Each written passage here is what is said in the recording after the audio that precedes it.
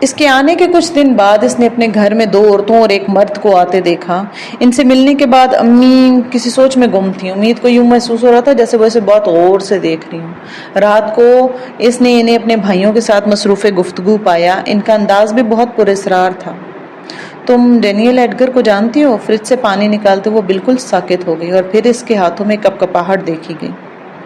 میرے خدایا، کیا اب مجھے اپنے گھر والوں کے سامنے بھی صفائی دینی ہوگی، وہ بھی ڈینیل ایڈگر کے حوالے سے؟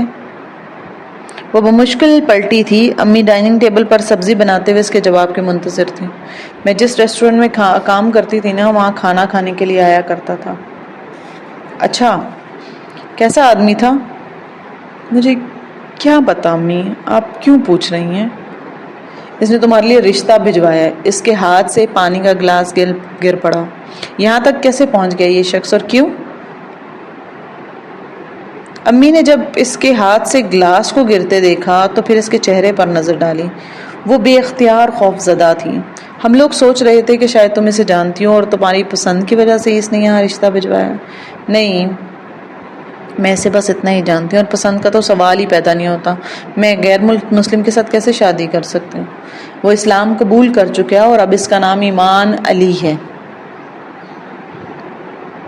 پھر بھی میں اسے شادی نہیں کر سکتی۔ اس طرح مذہب تبدیل کرنے والوں کو کچھ اعتبار ہو سکتا ہے؟ آپ انکار کرتے ہیں۔ امی نے اس کے جواب پر ایک مطمئن اور گہری سانس لی اور اگلے کئی دن پریشان رہی۔ میرے گھر والے کیا سوچتے ہوں کہ میں لاہور میں کیا کام کرتی تھی؟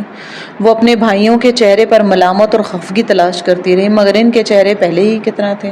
چند دن بعد اس نے ایک بار پھر انہی لوگوں کو آتے دیکھا۔ پھر جیسے یہ روٹین ہو گئی، وہ ہفتے میں 1-2 بار ضرور آتے۔ امی کے انکار کے باوجود ان کا اصرار ختم نہیں ہو رہا تھا اور اس کی بے چینی اور اضطراب بڑھتا جا رہا تھا۔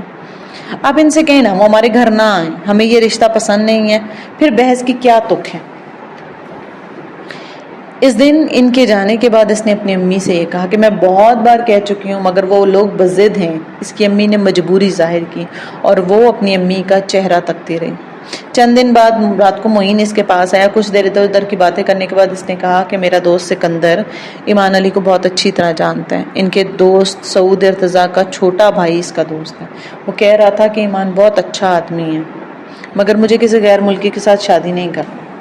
آپا، اس میں سے کیا فرق پڑتا ہے؟ وہ مسلمان ہے، بہت اچھی پوسٹ پر ہے، اس کی فیملی بہت اچھی ہے اور بہت سالوں سے یہاں ہے۔ آپ کو پتہ ہے انہوں نے آپ کی وجہ سے مذہب تبدیل کیا ہے۔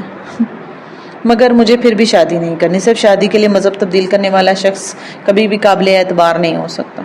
آپا، یہ کوئی بات نہیں ہے، میں نے امی سے بات کی ہے، وہ بھی آمادہ ہیں۔ سکندر کہہ رہا تھا سعود کے گھر والے ہر قسم کی گارنٹی دینے کو تیار ہیں۔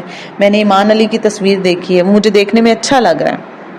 آپ کو اس سے اچھا پرپوزل نہیں مل سکتا۔ آپی، تم اس سے بارے میں مجھ سے بات مت کرو۔ میں اسے شادی نہیں کروں گی، بلکہ میں کسی سے بھی شادی نہیں کروں گی۔ تم بس میری جان چھوڑ دو۔ وہ ایک دم غصے میں آ گئی تو معین اٹھ کر چلا گیا۔ پھر اگلے کئی ہفتوں تک یہی تماشا ہوتا رہا۔ سعود ارتضیٰ پتہ نہیں کس جاننے والے کے توسط سے اس پر دباؤ ڈالتا رہا۔ اس کے بھائیوں کے دوست، ان کے محلے کے لوگ، رشتہ دار، امی کے کچھ جاننے والے، پتہ نہیں کس طرح سرنگیں بنا رہا تھا۔ چند ہفتے بعد گھر میں اس کے علاوہ سب اس رشتے پر آمادہ تھے، صرف وہ تھی جو اپنی بات پر اڑی ہوئی تھی۔ مجھے کسی غیر مسلم سے شادی نہیں کرنی اور اس شخص سے تو کسی صورت نہیں۔ میں شادی ہی نہیں کرنا چاہتی۔ آپ مجھے اس طرح پریشان نہ کریں ورنہ میں یہاں سے چلی جاؤں گی، کیونکہ اب وہ ضد ہو چکی تھی۔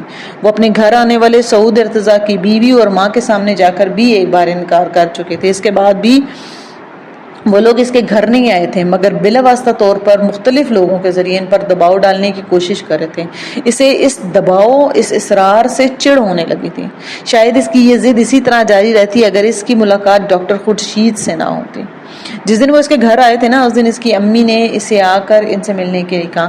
امید نے سوچا کہ شاید وہ اس کے کسی بھائی کے والد ہیں، کیونکہ اس کا بھائی ہی انہیں اپنے گھر لے آیا تھا۔ وہ حیران ہوئی کہ امی ان سے کیوں ملوانا چاہتی ہیں۔ وہ حیرانی میں ہی ڈرائنگ روم میں داخل ہوئی۔ ڈاکٹر خورشید اس کے کمرے سے داخل ہوتے ہی کھڑے ہو گئے۔ جیسے وہ کمرے میں داخل ہوئے وہ کھڑے ہو گئے۔ اس کو اپنے لیے ان کا کھڑا ہونا کچھ عجیب سا لگا۔ وہ خاموشی سے کچھ کہے بغیر سلام دعا کے صوفے پر بیٹھ گئی۔ اس کے بھائی نے ڈاکٹر خورشید کے بارے میں اسے کچھ بتایا۔ وہ خاموشی سے سنتی رہی۔ اسے دلچسپی نہیں تھی کہ سامنے بیٹھے ہوئے شخص کے پاس کتنی ڈگریاں ہیں، کتنا علم ہے، وہ کتنے ملکوں سے تعلیم حاصل کر کے آئی، یا اسے کتنی زبانیں بولنا آتی۔ اس کے گھر آنا اس کے لیے کتنا بڑا اعزاز تھا۔ اسے اس سے کوئی بھی غرض نہیں تھا۔ وہ تو صرف کچھ وقت وہاں بیٹھ کر واپس چلی جانا چاہتی تھی۔ آپ کے بھائی نے میری کچھ زیادہ تعریف کر دی ہے۔ میں صرف ایک یونیورسٹی میں پڑھاتا ہوں، اس کے علاوہ میری اور کوئی قابلیت نہیں۔ اس کے بھائی کے خاموش ہونے کے بعد ڈاکٹر خورشید نے کہا، اور اب بھی وہ خاموش تھی۔ یا اب آپ یہ سمجھ لیں کہ ایک اور اعزاز ہمیں یہ حاصل ہے کہ ایک ایسی لڑکی کو دیکھ رہا ہوں جس کے لیے کوئی ایمان حاصل کر لیں۔ وہ ان کے اگلے جملے پر ساکت تھی۔ ڈینیل ایڈگر کا ایک اور سپورٹر۔ اس نے تلخی سے سوچا۔ خفگی اور غصے کی لہر اس کے اندر دوڑ گئی تھی۔ اب مجھے باہر کے لوگ آ کر میری زندگی کے سب سے اہم فیصلے کرنے کے مشورے دیں گے اور میرے گھر والے ان کی مدد کریں گے۔ وہ سرد نگاہوں سے ڈاکٹر خورشید کو دیکھتی رہی۔ امید عالم، آپ کا نام بہت خوبصورت ہے۔ آپ اپنے نام سے بڑھ کر خوبصورت ہیں، اور آپ کی قسمت ان دونوں چیزوں سے بھی زیادہ روشن ہے۔ میری قسمت کتنی روشن ہے میرے علاوہ کوئی نہیں جان سکتا۔ اس بار پھر اس نے تلخی سے سوچا۔ اس کا بھائی ایک دم چائے لانے کے لیے اٹھ کر چلا گیا۔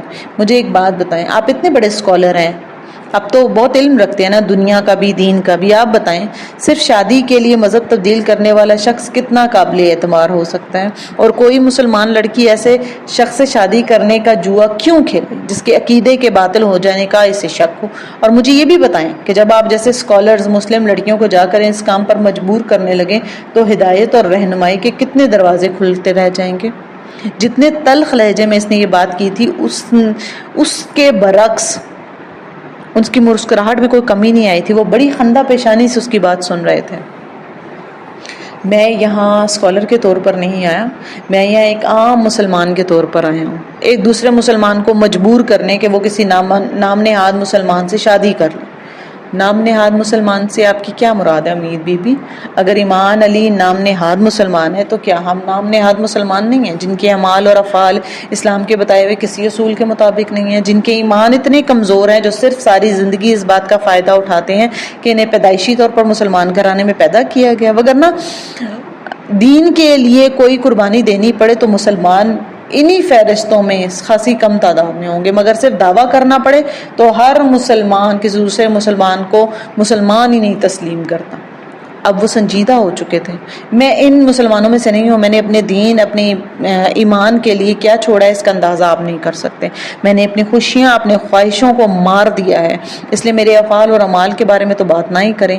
میرا ایمان کمزور ہوتا تو آج آپ میرے پاس کیا کیا نہیں ہوتا، آپ سوچ بھی نہیں سکتے، آپ اس چیز کا اندازہ بھی نہیں لگا سکتے۔ دین کے لیے میں نے سر پر تانی ہوئی چھتری چھوڑ کر ننگے پاؤں دھوپ میں چلنا قبول کیا۔ مجھے حق ہے کہ میں اپنا موازنہ دوسرے مسلمانوں سے کر سکوں۔ مجھے حق ہے کہ میں خود کو ان لوگوں سے بہتر سمجھوں جو دھوپ میں چلنے کے بجائے سایہ کے لیے ہر جگہ چیز کا سودا کرنے بیٹھ جاتے ہیں۔ وہ ان کی بات پر اس طرح بھڑکی کہ اس کا اندازہ ڈاکٹر خورشید کو نہ تھا، نہ ہی خود امید کو۔ اللہ خود پر کوئی احسان نہیں رکھتا امید بی بی، اگر آپ نے اس کے لیے کوئی چیز چھوڑی ہے تو وہ آپ کو بہتر چیز نوازے گا جو اس نے چھینی ہے۔ نہیں، بعض چیزوں کے بعد ان سے بڑھ کر اور ان سے بہتر کوئی چیز نہیں ملتی، کیونکہ دل کو کوئی چیز اور بہتر لگتی ہی نہیں ہے۔ ڈاکٹر خورشید نے اس کی آنکھوں میں امٹتی نمی اور اسے چھپانے کے لیے سر کو جھکاتے دیکھا۔ دین کے لیے کوئی سودا خسارے کا سودا نہیں ہوتا، اور دنیا میں ہر چیز کا متبادل ہوتا ہے، مگر اس بات پر آپ کو تب یقین آئے گا جب تک متبادل آپ کو مل ہی نہیں جائے گا۔ اور اگر انسان کو کسی متبادل شخص کی خواہش ہی نہ ہو تو وہ سر اٹھا کر نم آنکھوں کے ساتھ اکھڑے لہجے میں ان سے پوچھ رہی تھی۔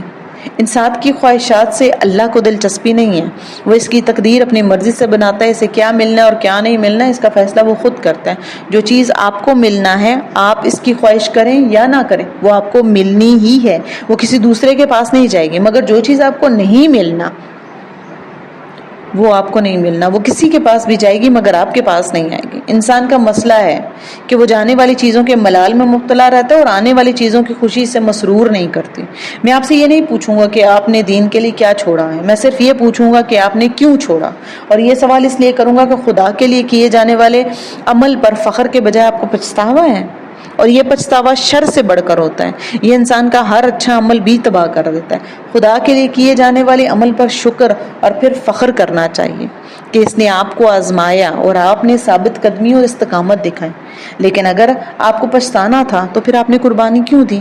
آپ نہ دیتی، آپ بھی سائے کا انتخاب کر لیتی ہیں، راستے تو دونوں ہی تھے نا آپ کے پاس، اور کسی نے آپ کو یقیناً مجبور بھی نہیں کیا ہوگا، کم از کم اللہ تعالیٰ نے تو نہیں کیا، اس نے تو اختیار دیا تھا نا آپ کو کہ انتخاب کا حق استعمال کریں، پھر آپ نے اپنے اختیار کو استعمال کیا، اب یہ پچھتاوا کیوں؟ میں آپ کے اسلام پر گواہی دینے آیا ہوں، نہ آپ کے ایمان کی مضبوطی کا جائزہ لینے۔ یہ دونوں کام میں ایمان علی کے لیے کرنے آیا ہوں۔ میں گواہی دیتا ہوں کہ وہ مسلمان ہے، اور میں گواہی دیتا ہوں کہ وہ ہمیشہ مسلمان رہے گا۔ بہت کم عورتیں ہوتی ہیں جن کی کوئی اتنی خواہش کرتا ہے جس قدر ایمان علی آپ کی کر رہے ہیں۔ آپ کی خوش بختی ہے امید بی بی کہ آپ کے لیے ایک ایسا شخص دامن پھیلائے ہوئے ہے جو کیچڑ کا کمل ہے، اور کمل کو کوئی صرف کیچڑ میں کھلنے کی وجہ سے ہی پھول کہنا چھوڑ نہیں دیتا، لوگ اس کی خوشبو سے بھی متاثر ہوتے ہیں اور حسن کو بھی تسلیم کرتے ہیں۔ وہ خاموشی سے ان کا چہرہ تکتی رہی۔ میں نے آپ سے کہا نا، اللہ تعالیٰ انسان کو ہر چیز کا متبادل دے دیتا ہے، اور انسان ہر انسان کو دیتا ہے۔ آج ایمان علی آپ کی خواہش کر رہے ہیں، آپ اسے نہیں ملتی تو کیا ہوگا؟ اللہ اس کے لیے آپ سے بہتر اور بڑھ کر کوئی متبادل پیدا کر دے گا۔ اللہ کو نوازنا آتا ہے، مگر جب کوئی اتنی چاہ کرے نا تو اس کی محبت کو رد نہیں کرتے۔ آپ ایک ایسے شخص کو رد کریں جس کی زندگی میں صرف ایک عورت آئی ہے، اور وہ عورت آپ ہیں۔ وہ آپ کے نام اتنی محبت اور اتنی عزت سے لیتا ہے کہ مجھے آپ پر رشک آتا ہے۔ عورت سے محبت بہت سے مرد کرتے ہیں، مگر محبت کے ساتھ عزت بہت کم مرد دیتے ہیں۔ وہ تھرا گئی تھی، اسے کچھ یاد آیا، اسے لگا وہ زمین کے اندر اتر رہی ہے۔ مجھے لگتا ہے آپ کا کوئی عمل خدا کو بہت پسند ہے، جس کی وجہ سے اس نے آپ کے لیے اتنا خوش بخت شخص سلیکٹ کیا ہے کہ کوئی شخص آپ کے لیے آپ کا دین اختیار کرنے پر تیار ہو گیا۔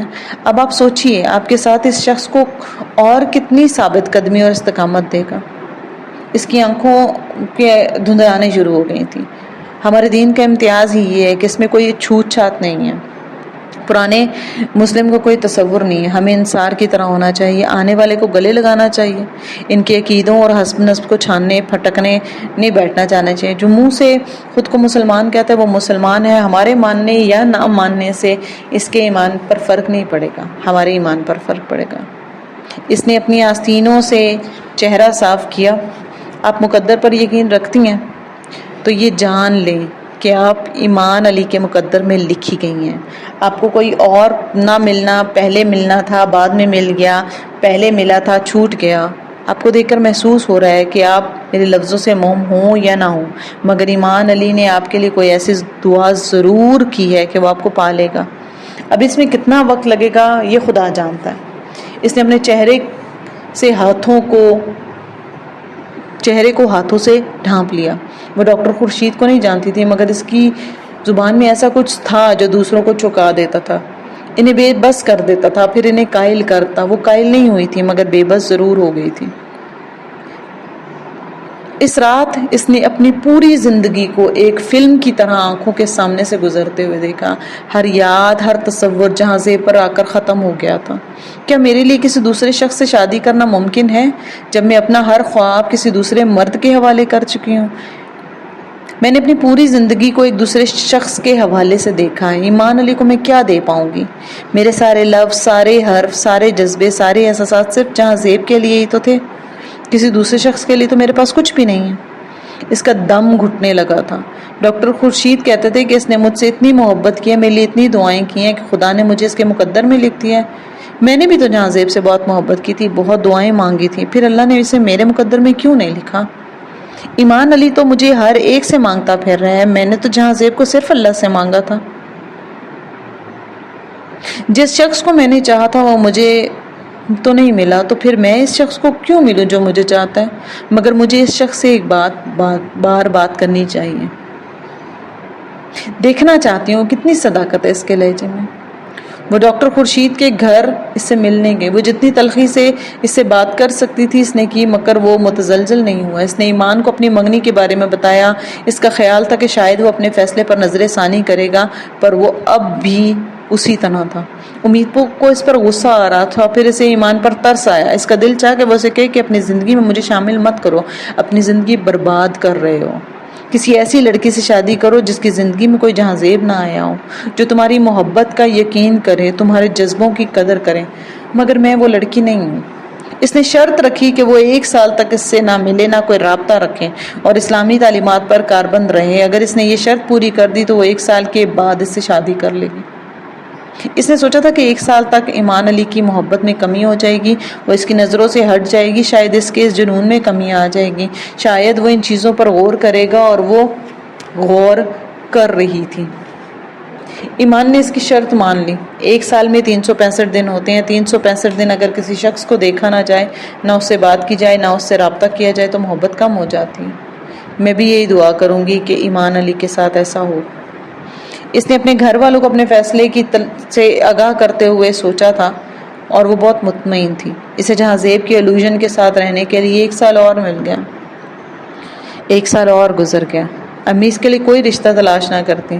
1 سال بعد وہ 28 سال کی ہوگی. تب ایمان کے انکار کی صورت میں امی کو ایک بار پھر اس کے لیے رشتہ تلاش کرنا پڑتا. بڑھتی عمر کے ساتھ یہ خاصا دشوار تھا. شاید اس کی شادی نہ ہو سکے اور وہ بھی اس عذاب سے بچ جائے. اس کی ہر توقع ہی رہی تھی. 1 سال کے دوران ہر بار گھر میں ایمان علی کا ذکر آنے پر وہ موضوع بدلتی، وہاں سے اٹھ کر چلی جاتی یا کوئی کام کرنے میں مصروف ہوتی. اور 1 سال کے دوران اسے کبھی خیال ہی نہیں آیا تھا اس کا. اگر کبھی اس کا خیال آتا بھی تو ایک خوف کی طرح. 1 سال کے دوران بھی اس کے ذہن میں وہی ایک چہرہ چھایا تھا جو پچھلے بہت برسوں سے اس کے دل و دماغ پر قابض تھا.